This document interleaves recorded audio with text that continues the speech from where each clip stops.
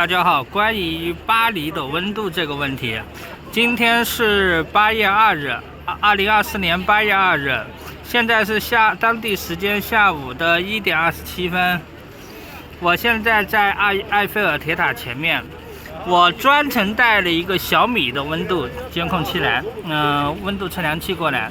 我现在为了模拟真实的空气中的温度，已经在一个矿泉水瓶子上面放置了大概10分钟。为的是减少地表温度，还有我的体温对它的影响。那咱们看一下现在的温度是多少，能看清楚吗？32度。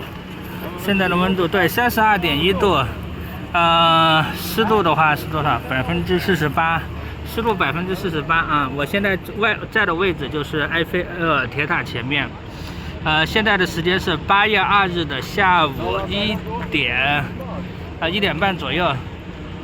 那大家对于现在巴黎的天气觉得怎么样？对于几千台空调的事情，你怎么看呢？